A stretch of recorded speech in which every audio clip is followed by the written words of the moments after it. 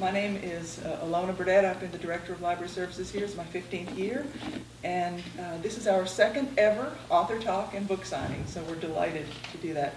At this time, I'm going to ask Sister Jean Moore to give our invocation. She teaches in the Philosophy and Religious Studies Department at St. Catherine, and she is one of our sponsoring Dominicans. Sister Jean?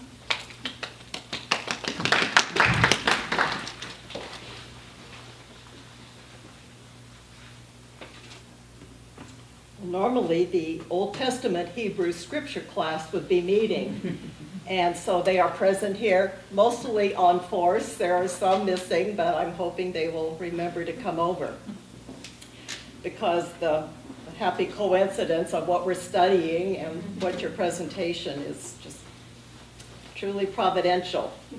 Lately, we've been studying about the prophet Elijah's encounter with God on Mount Horeb, also known as Mount Sinai. Elijah recognized the God of Abraham and Sarah, of Moses and Miriam, not in mighty wind, earthquake, or fire, but in the sound of sheer silence. We gather today with gratitude for God's continuing self-revelation, attested by contemporary prophets and artists. And so let us pray. Holy Mystery, the one who is, mountain-shattering one, gentle breeze, good shepherd, Abba, Father of Jesus the Christ, Allah, God the restorer, God the merciful, God the wise. We praise and thank you for those who give us names to call you by, the all-holy, nameless one. Open our eyes and ears, our hearts and souls, so that each of us learns what is most important for today and tomorrow. And let the church say, Amen. Amen.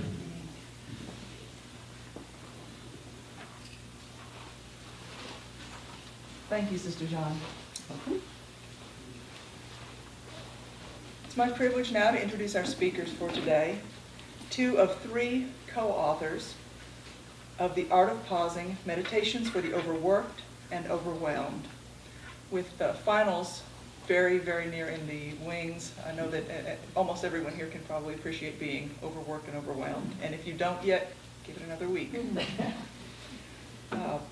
Judith Valente, who both co-wrote and edited this beautiful little volume, is an award-winning print and broadcast journalist, poet, and essayist. She began her journalism career at age 21 with the Washington Post and later joined the staff of the Wall Street Journal, reporting from its Chicago and London bureaus. She was twice a finalist for the Pulitzer Prize, first as part of a team investigating airline safety in the 1980s, and then in 1993 for an article chronicling the story of a religiously conservative father caring for his son dying of AIDS. For the past 8 years, Mrs. Valente has been a regular contributor to Religion and News Ethics Weekly, PBS program, and she has won 8 broadcast awards for her work on the show. She's also been a contributor to the News Hour with Jim Lehrer, and she's been a commentator on NPR and Chicago Public Radio, where she covers religion, interviews poets and authors, and is a guest essayist. She's the author of 2 poetry collections and a book on contemporary monastic life. Brother Paul Quenon, originally from West Virginia, is now a local boy.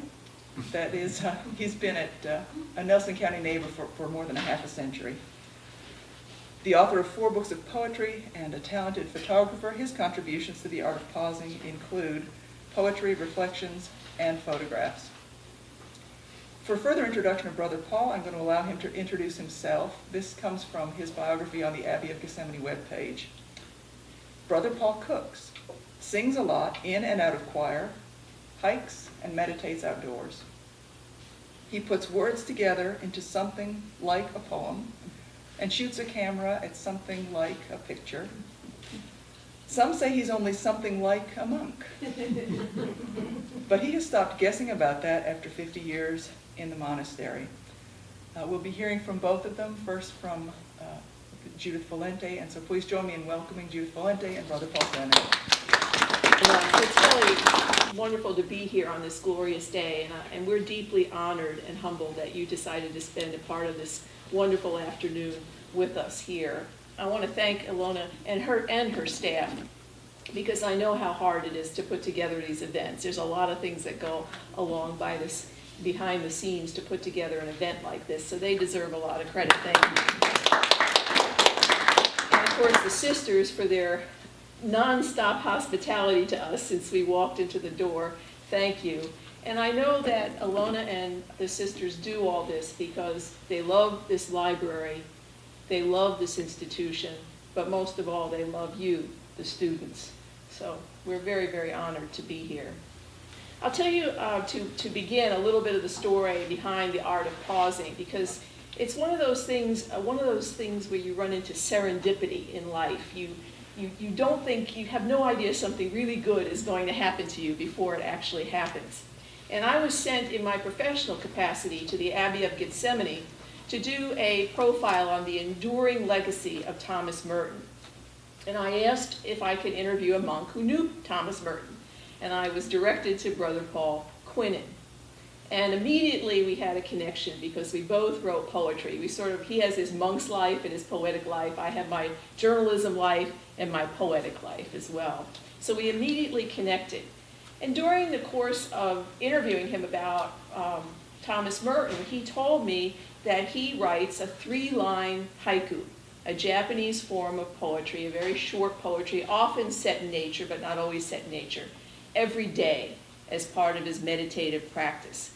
And I really seized on that idea. And so I boldly suggested that he and I begin a haiku exchange. So for 2.5 years, Brother Paul and I would write a haiku a day, he in his monastic setting, I in whatever big city I was running to for my job as a journalist. And we did this then for 2.5 years. And then we thought it might be nice to tell each other what was the impetus for writing the haiku. So we began to write a few lines to go with the haiku, just to let each other know what inspired that poem. And then one day I was completely in another setting at Mount St. Scholastica Monastery in Atchison, Kansas, the book that I'll talk about a little bit later. I was working on that book. And the sisters would read every day at lunch hours from something called a book of days. And it was just a scripture passage with maybe one paragraph of reflection. And I thought, that's a great idea. These short little reflections are just what busy people like me need, who want to stop and pause during the course of a hectic day. Because as much as I would like to, when I'm not in a monastic setting, I don't have time to say the Liturgy of the Hours. I don't have a lot of time to do a lot of formal prayer. But if I could get these bite-sized bits of contemplation into my life. And so that became the genesis of the book, The Art of Pausing, where we would do the 3 lines and then we would write a little reflection to go with it. And we hope to inspire other people to write their 3 lines each day. If you ask somebody to write a poem a day, that seems like a daunting task. Or if you ask them even to write 1 page in their journal every day, that can seem like a tremendous amount of work. But people can handle 3 lines pretty well, and especially they can read it. So that's how we began The Art of Pausing, subtitled Meditations for the Overworked and Overwhelmed, which I think is most of us most of the time. So I'll read 2 of my selections to get us started, and then I'll read one of my favorites of Brother Paul's and one of my favorites of our co-author, Michael Bever, who couldn't be here. I always try to select ones that fit the audience, so I selected one to read to you that mentions the Abbey of Gethsemane, but also mentions a good friend of this college, Wendell Berry. Here's the haiku. No thought, only pond. No mind, only insects buzz. No ache, only breath. Whenever I visit the Abbey of Gethsemane, I try always to take long, late afternoon walks around the grounds with my friend, Brother Paul Quenon. We hike across alfalfa fields, past sassafras trees and cypresses, and often end our trek by resting on the flat rocks alongside one of the Abbey's many ponds. We remain quite still, marveling at how, in late afternoon, the moon shows itself on the tranquil surface of the water. When we begin our march back to the monastery, we often walk in silence. There is a bridge over one of the ponds where Brother Paul likes to pause long enough to recite from memory a poem by Wendell Berry from a collection called Given. Berry describes coming to a place of water and light, of birds singing and leaves in shadow. After years of familiarity, he feels so connected to this site that both the outside world and his inner world there merge into one. There are no longer thoughts of these, the poet says, but they are themselves your thoughts. Berry's poem is as apt a description as any of true contemplation. We live in the continuous mystery of now, my Benedictine friend, Abbot Owen Purcell, likes to say.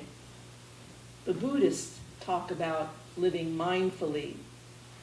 The Benedictines call it living intentionally, recognizing that there is meaning in every activity, as Abbot Owen tried to describe in a short poem he wrote and gave to me as a gift. I've never been where I am not. I've always been where I am. Goodbye to the past that was now. Hello to the now that I'm in.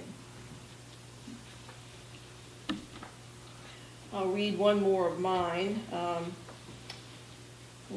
Brother Paul and I went back and forth on which ones would be appropriate, and I said to him, which one of my second ones would be appropriate, and I said to him, I'm going to look around at the audience and see what kind of vibes I get from the audience. And so I see that there's a number of students here, and I don't know about you, but college was kind of a lonely time for me at times, even though you're surrounded by all kinds of people. It can be a very lonely time for people. So I'm going to read one that's about loneliness and the antidote to loneliness. Day of solitude. 6 wild turkeys come to stay. No one is alone.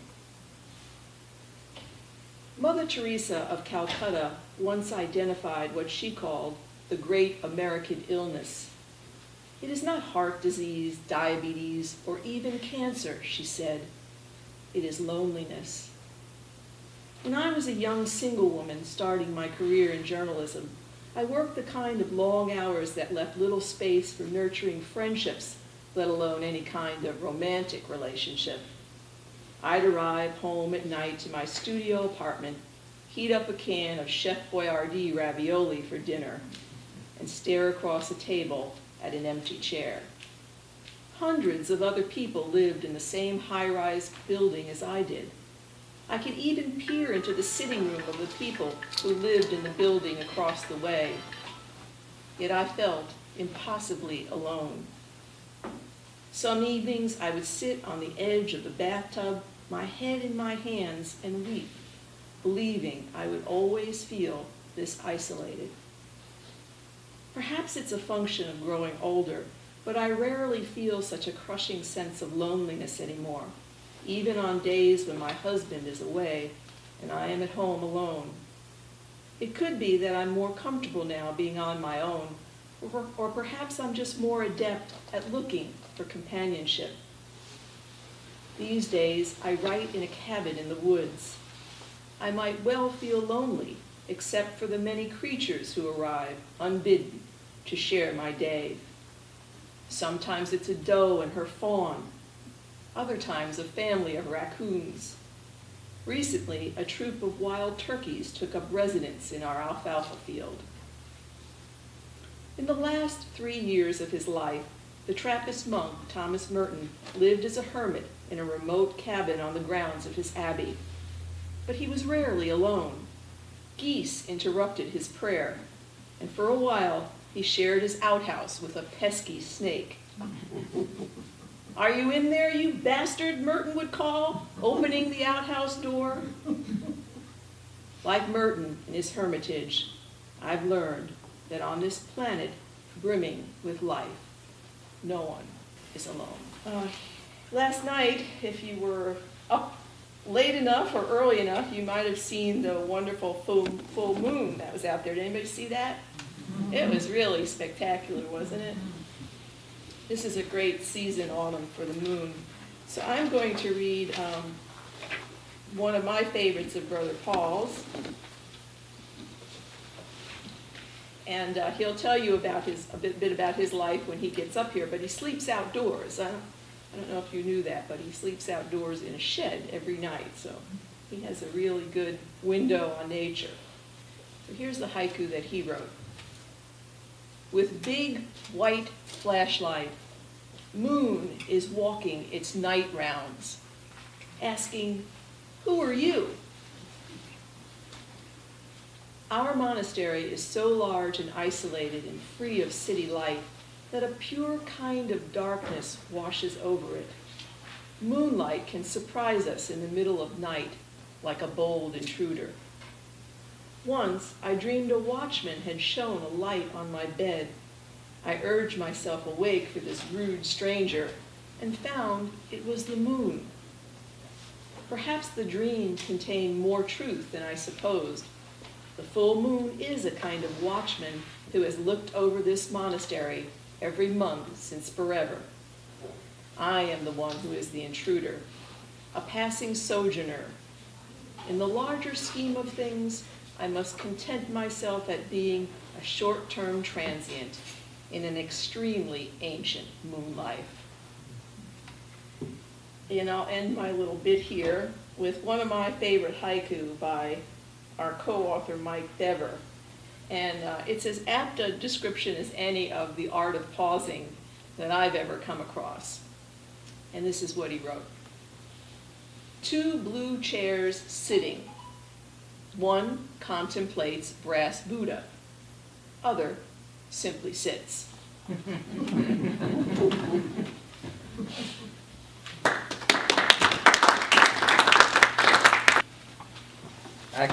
Actually, it's not inside the lumber shed, which would be a stinky place.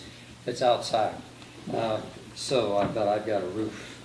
It's kind of like a porch area, and if it rains, I don't get soaked.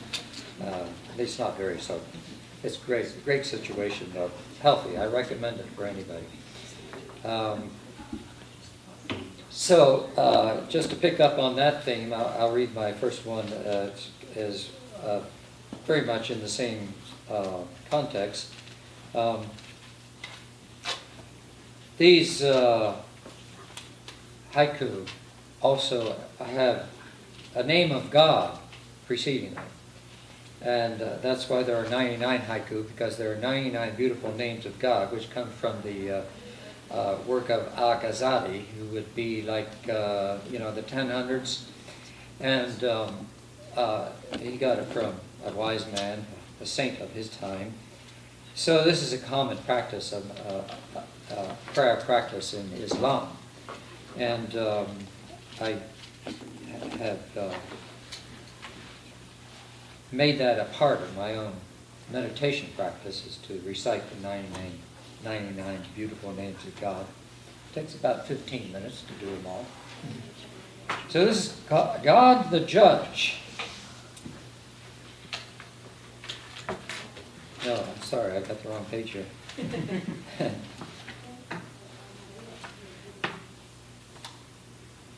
God the Destroyer. Night winds proud about, grab loose shambles to buffet, rattle, and tumble. Sleeping outside under a porch roof, as I regularly do, makes for poor rest when a fierce wind whips up. I might retreat indoors or meekly decide to tolerate the storm. Or I might brace up and take on the wind as if it were a tough character with rough manners. A tad difficult, if not impossible, to befriend. Last night, the wind beat my sleeping bag's hood against my ears, overturned a chair, and flung one of my pillows onto the grass. I scooted my mattress snug against the outer wall of the lumber shed, seeking greater shelter, and persevered. Mesmerized by the prowling performance. Sometimes it's just simpler to make a friend of adversity.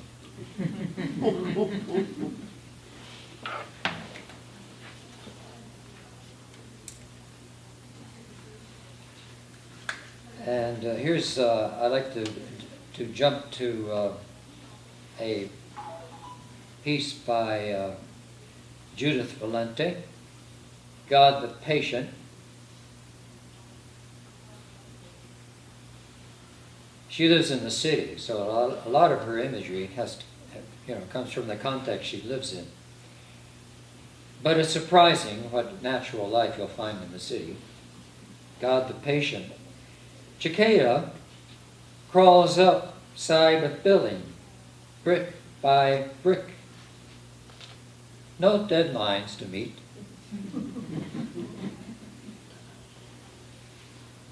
Wherever I write, I like to aim my desk towards the window so I can glimpse the world outside. One day, as I sat typing in a Benedictine monastery in a room on the 3rd floor, I spied a cicada climbing the side of the building. At the pace it was going, it probably would take a couple of hours to inch up just 2 bricks. The cicada didn't seem in a hurry.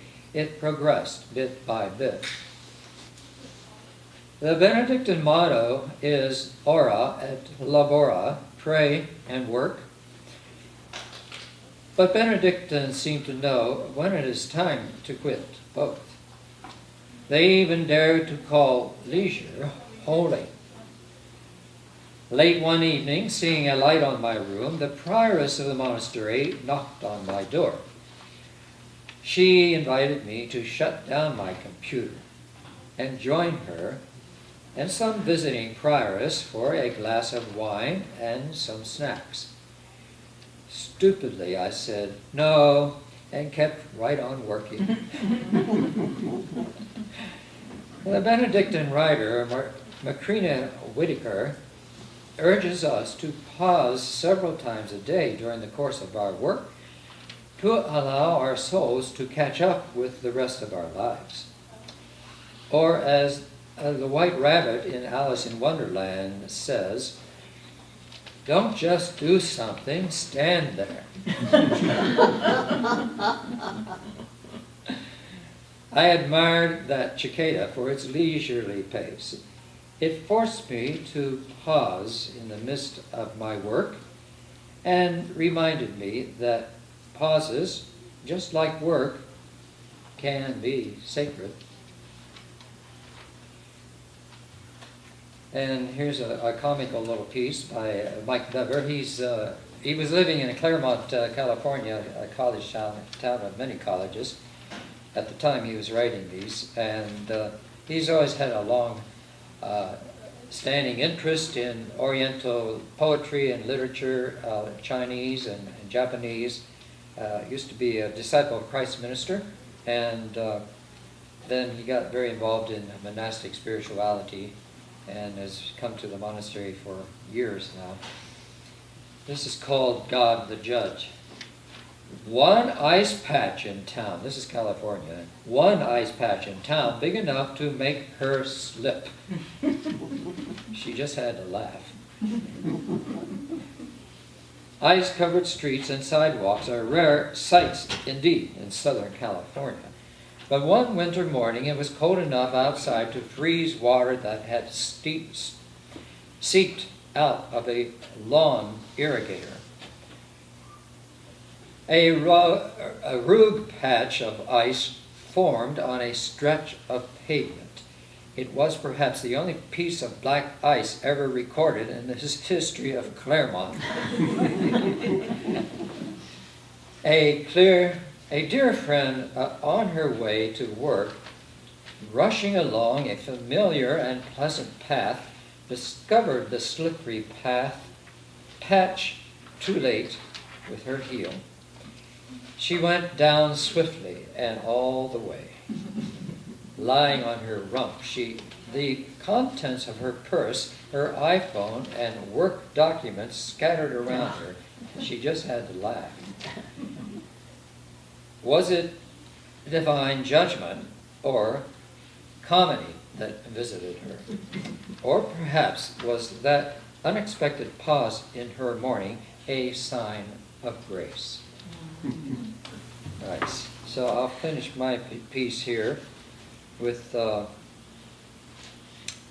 this is November. The month of November is the month in which we pray for the dead, starting with All Souls Day on the 2nd. So the practice of the monastic community is everybody says one psalter. For in the old days it was 10 psalters. You spend all your time doing that. God, the bringer of death. Beer returned empty from graveside, surface rumpled, eased by subtraction.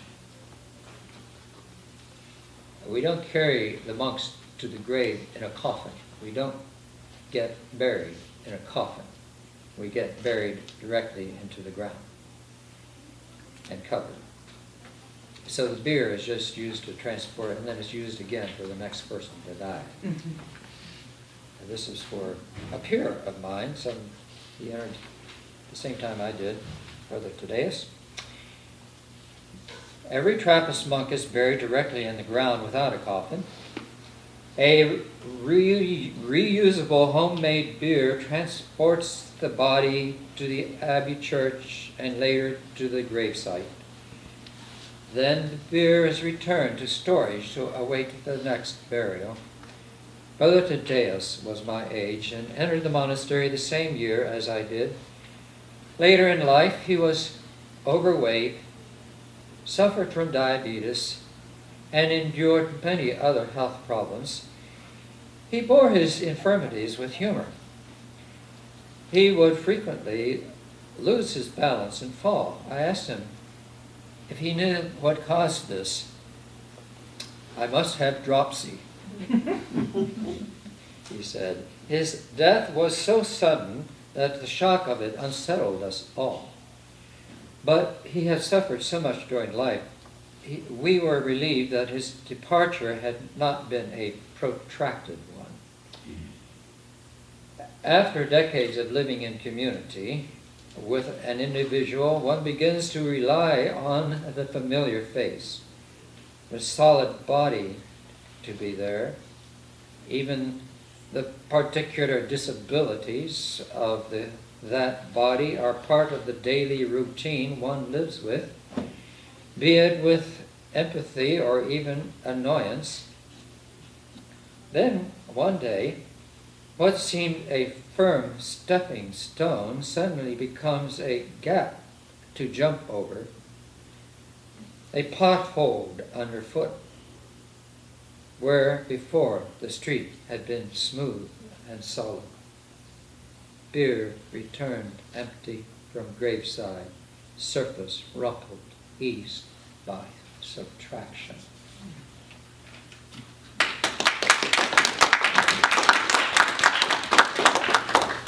Brother Paul and I will take some questions after, the reading. We'd be happy to talk or stay and talk with you if you have the time. I'm going to talk a little bit now about this other project that I've been involved with almost as long as The Art of Pausing. These two books were kind of walking side by side in my life for the past 3 years. If we're really lucky in life, we'll arrive at a moment or a series of moments that launch us on a journey of discovery. Having grown up in the New York area and spent much of my adult life in the city of Chicago, I could never have imagined that that moment of discovery would lead me to a place as strange to me as Atchison, Kansas. But it did. In the spring of 2007, I was feeling very dry in my own spiritual life. And then a door opened for me. My husband and I had just written a book called Poems to Nourish the Soul. And we were invited to Mount St. Scholastica Monastery in Atchison, Kansas, to give a program on touching the sacred through poetry. And I had obviously never been to Atchison, didn't know anything about Atchison. And I arrived at the monastery there. We were to give some presentations at Benedictine College to the students and also at their retreat center at the monastery called the Sophia Center. And I arrived at the monastery at the end of a long series of travel that took me to a lot of different cities. I was still working my day job for NPR and PBS and then going on weekends and doing these presentations. So I arrived at the monastery feeling mentally, physically, and emotionally exhausted. But I wasn't so exhausted that I didn't recognize that there was something special about this monastery. There was something about these Benedictine sisters. And I had a similar feeling coming to the mother house of the Dominican sisters today. There was something about their complete lack of facade and their genuine curiosity and interest in others and the way they seemed to walk through their days with such ease. So I was noticing that. And then the morning I was to give my workshop on poetry, which we like to call a mini retreat on poetry, I was able to spend a few minutes alone in the chapel at the monastery. And silence seemed to saturate this room, and light was streaming in through these beautiful blue stained glass windows. And I happened to look up at the stained glass window that was right in front of me. And it was an image of Saint Benedict with his arms outstretched. And around him were some words in Latin, which I'll never forget. Omni tempore silentio debent studere. So I reached back into that high school Latin and college Latin that I had had in Catholic school, and I did a rough translation of omni tempore silentio debent studere. At all times cultivate silence. And suddenly the paradox that I had been living stared me in the face. I had been traveling to all these cities, talking and talking, trying to help other people live a more contemplative life, when what was missing in my own life were moments of silence and solitude, when I could simply listen and be. And I remember sitting in that chapel all by myself, and I started to cry. And at that moment, I realized maybe this thing called monastic life has something to teach me, because monastic life has been around 1,500 years, so there's got to be some wisdom there. One of the first sisters that I met at the monastery was 89-year-old Sister Lillian Harrington, and she was about to celebrate her 90th birthday.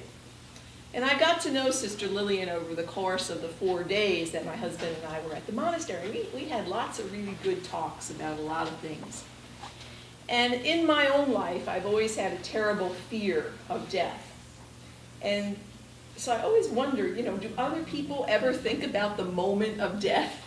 Or do they just live in kind of denial about the whole thing? And so I asked Sister Lillian that day if she ever thinks about the moment of death.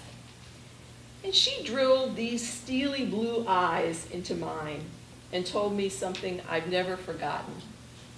She said, "I don't think about dying, I think about living." At 89 years old. Living mindfully, looking beyond the obvious. That's what these sisters seem to know how to do. And that's what I wanted to make sure I arrived at my deathbed knowing as well.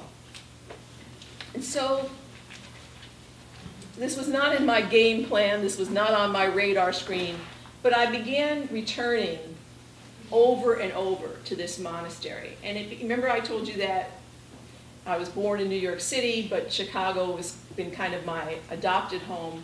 Well, Mount St. Scholastica Monastery in Atchison then became my spiritual home.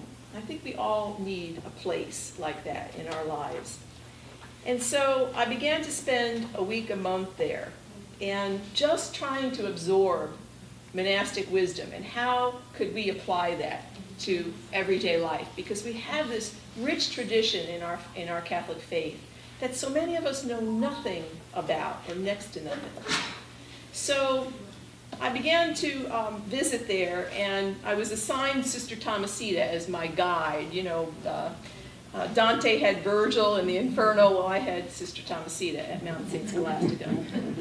So I'm just going to read a little bit about my first meeting, my first sort of formal meeting with the sisters, sort of going over with them what I hope to accomplish by coming on these visits. And I really didn't know then. I had no conception that I'd be writing a book about this or anything like that. But one of the first mistakes I made was expecting monastic life to somewhat resemble the life in the work world that I was used to, and I was quickly disavowed of that in this first meeting. So this describes that meeting. Sister Thomasita suggests I meet with a group of Mount sisters to discuss the main threads of Benedictine spirituality and some of the questions I've come here to explore. I'm somewhat reluctant to discuss my inner struggles in the presence of a committee.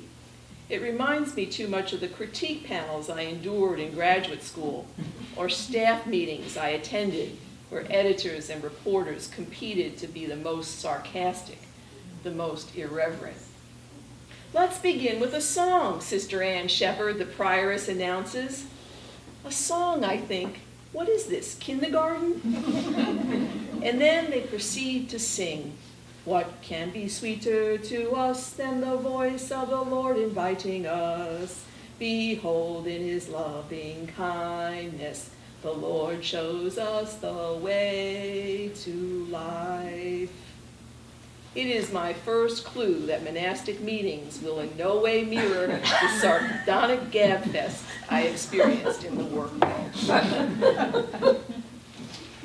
And so we go on, and I get to meet some really fabulous women. I mean, real giants, you know, kind of the hidden giants of our society, like Sister Kathleen Egan, who is the sister of the famous peace activist Eileen Egan, who was Mother Teresa's traveling companion and Dorothy Day's traveling companion. And Sister Eileen, at the age of 93, is still fervently nonviolent, a message that you don't hear very much in our society. In fact, the first words practically that she uttered to me when I met her were war is the greatest evil. War is demonic. And her whole life had been dedicated to nonviolence. And I met Sister Loretta Shermer, who had held many, many posts within this monastery, many positions of leadership. And so at the age of 87, she was now kind of the monastery seamstress. And when I talked to her, you know, she rather dryly and nonchalantly and dismissively talked about all of the positions of leadership she had. But when she talked about her sewing, she actually began to cry. And she said, it's the only thing left that I can do for my community. And that really touched me, that at the age of 87, she was still determined to serve. So I had the opportunity to really get to share in the life of this monastic community in a very intimate and special way that ultimately transformed my life. So I'm just going to read another passage of my first 2 weeks at the monastery. And I could tell you that those weeks were just magical and unforgettable for me.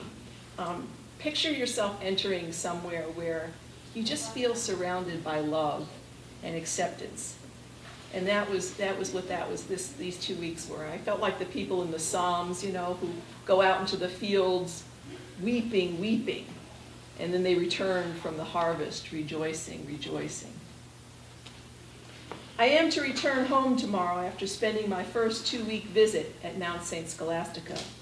I wonder if I'll embarrass myself by breaking down in tears publicly when saying goodbye. It almost happened this morning at morning prayers as I listened to the voices of the sisters singing as one and watched them file up for communion in their plain hand-me-down clothes from the second-hand shop. My last evening here coincided with the annual employee picnic, a party the sisters throw on their front lawn for the workers who mow the grounds, help with the laundry, cook in the kitchen, and care for the sisters in the monastery's assisted living wing. Employees bring their spouses, children, and grandkids. Everyone sits on lawn chairs and eats hamburgers, hot dogs, potato salad, and ice cream sundaes until the sun goes down. That night, I met Big Pete and his son, Little Pete, who was actually a gargantuan man with a shaved head. Both received rewards for their years of service. At sunset, the sisters stood and with extended arms sang a blessing over the workers. May the Lord look upon you with kindness. May the Lord fill your heart with holy peace. God's love be forever within you. May the Lord always bless you and keep you.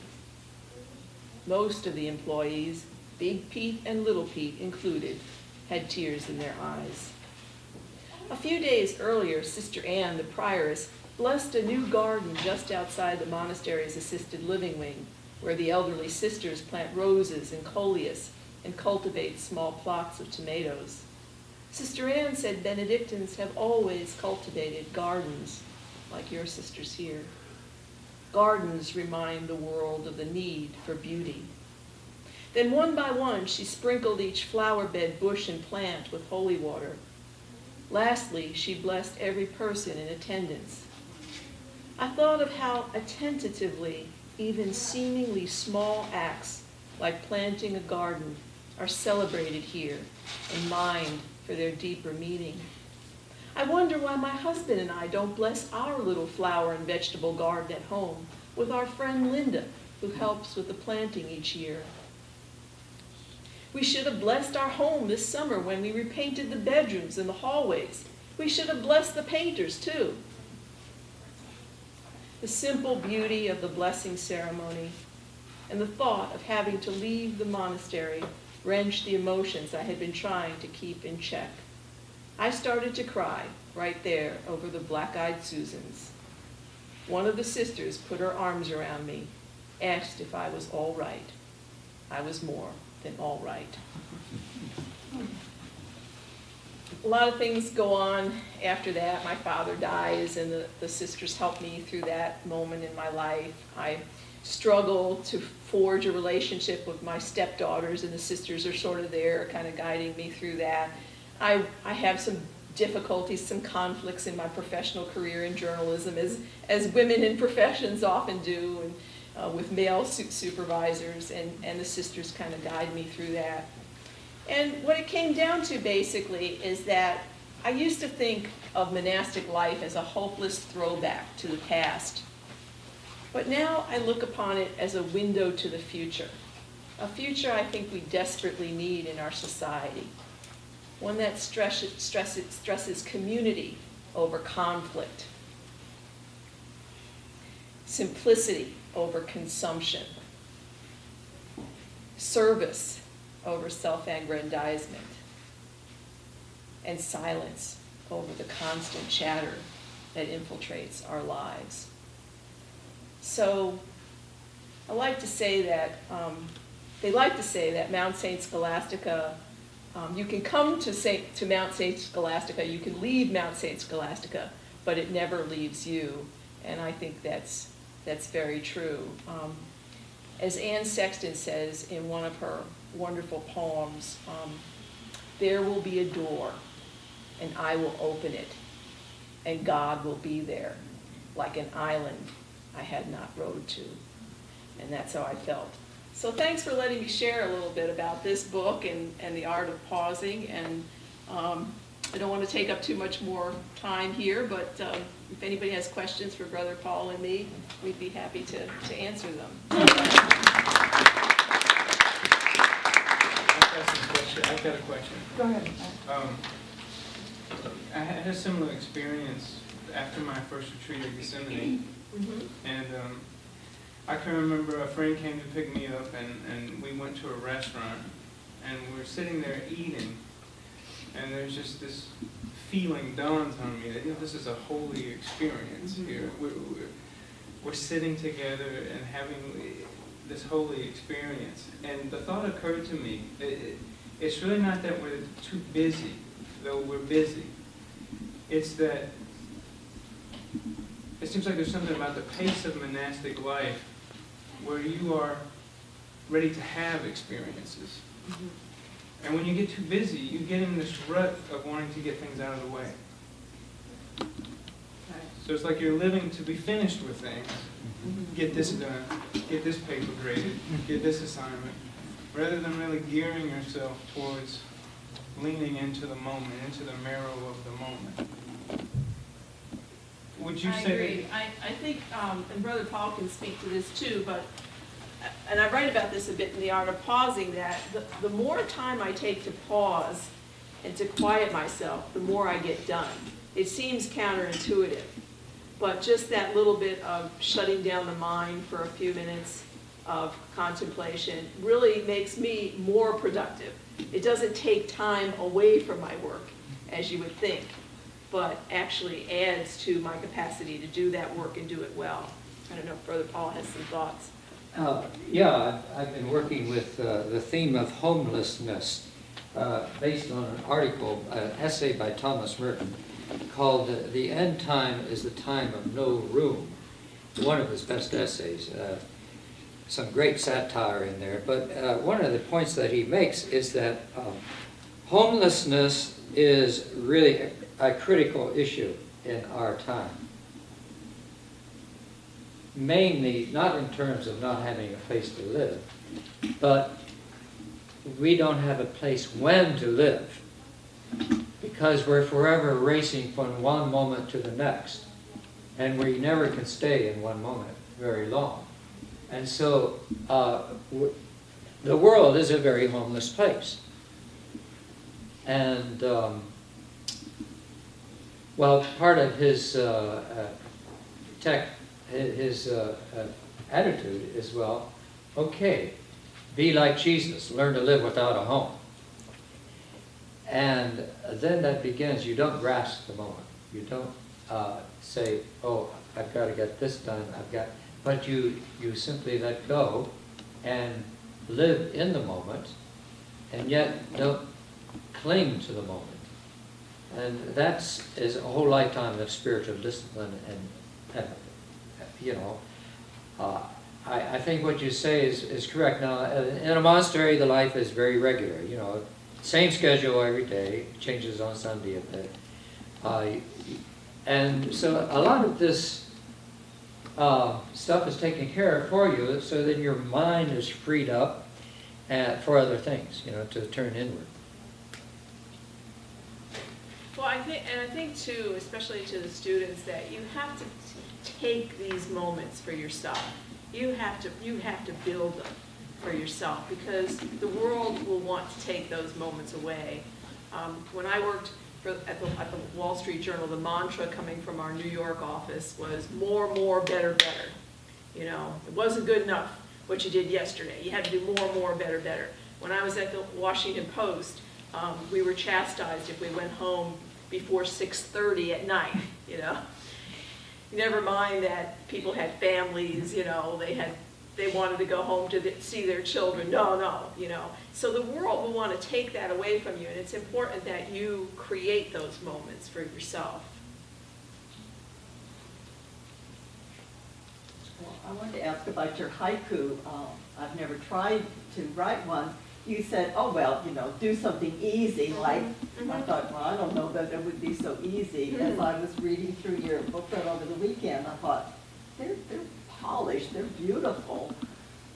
What do you say to somebody who's never done this? Well, they don't have to be polished. I mean, that's the point. My husband and I do a lot of poetry workshops with people, touching the sacred through poetry. And it's always the person who says, I don't know anything about poetry. I don't even like poetry, you know.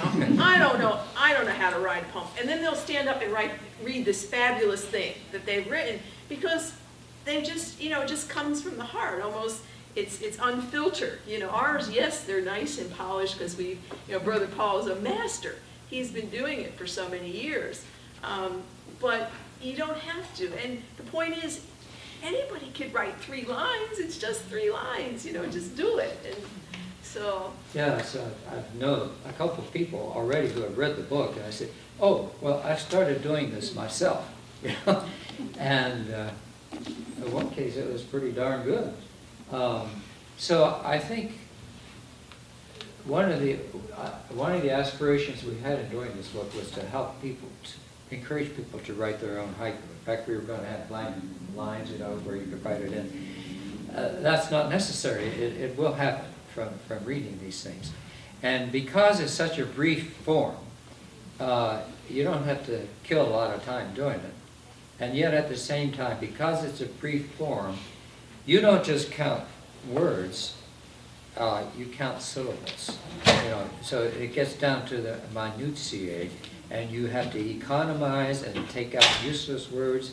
So it's a very good training for writing. It's good for keeping your writing in shape. That's something good. I would just like to say, having a few years behind me and having done a little bit of writing, that I would say to everybody, try it, you'll like it.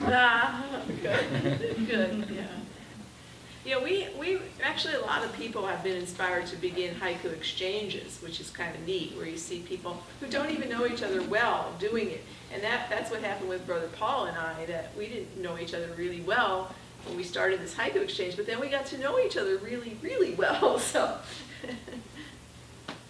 It's a good way to kind of make friends, or to deepen a friendship. Well, and it's a good way of making friends with your surroundings, because you begin to pay attention. Well, what's there? And then how can I put that in words that bring my subject to, or my, it's not a matter of expressing yourself, you know, just letting go and, you know, pouring it all out. No, you enter into a dialogue. You know, what does this say to me? What's being spoken here? And of course, in the process, your imagination is at work.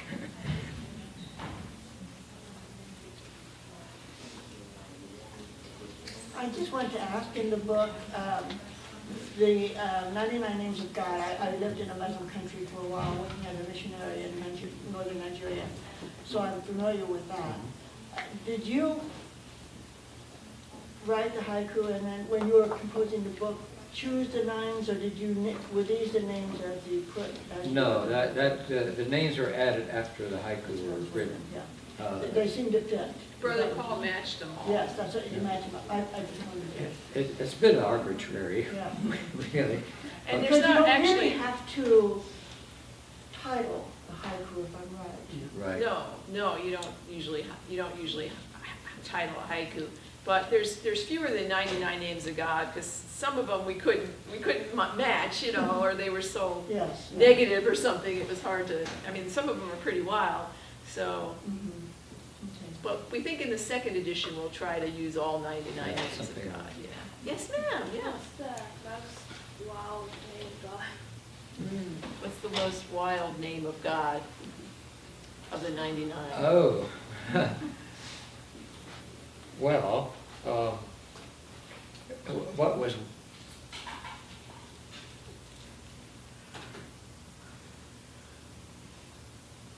There's a kind of a wildness that runs through the whole series, because what you have is this conjunction of opposites. So, God the last, God the first, God the last, God the abaser, that's a tough one. God the abaser, God the exalter. God the manifest, God the unmanifest. So that tension between these opposites is what really makes it a good meditation and which stretches you. So I don't know, and even something like God the Grateful. Well, I never thought of God as grateful. We're grateful to God, but think about it for a while. But so God the Destroyer, God the Dissolver. There's these kind of negative. The dark side of God gets into this list, and so that is a bit of a challenge. As it should be. I mean, it should. I mean, really good poetry or really good scripture is always going to challenge us to see things in a different way, in a counterintuitive, counter-conventional wisdom way. So. I got one more for Brother Paul. Probably everyone has had the experience of finding the right book at the right time. Well, I was having an encounter with awe at one point, and I happened upon one of your books, and the title of it really struck me: The Terrors of Paradise. The opposites. Yeah. Yeah. So a couple of questions. One, just would like you to say something about what are the terrors of paradise, and secondly, was that a season for you? Did that emotion, that sense of awe, is that something that kind of came? There was a time in my life that was very intense, and then it kind of, changed and morphed into something else. But is that your experience? Yes. Paradise is a word for the monastery, because paradisus claustralia was a term that the Desert Fathers and the early monks used for the monastery. It's the enclosure of the paradise. And of course, an enclosure space is a garden, the garden sealed. And it's structured, and it's full of life and water and plants and flowers, and that is a symbol of paradise. So the monastery itself, being surrounded by an enclosure wall and being in a quadrangular shape as traditional form, which we have at Yosemite, you live in a paradise, but then at the same time, frightening things can happen. What's the abbot going to say when he sees what I'm doing now? That sort of thing. That's just loneliness, and coming to terms with your own loneliness and transforming it into solitude, and finding God in the midst of. Well, ultimately, to me, being out in the woods alone is the least lonely time in my life, in my days, and so things, if you're feeling, as you quiet down and live a more, sedentary life, then the dark things come out of the unconscious, your anxieties, your stress. You start feeling those things more. Then you have to deal with them. And then that's part of the purpose of living a quiet life, is to deal with these negative things within you. So those are the terrors. Our authors, our guests, for joining us today. And I have taken up their challenge, so I had some prepared remarks in conclusion, and I'll present them like this. Okay. Each book, $12. Meet the authors over there, then stay for a snack. Ah, great idea.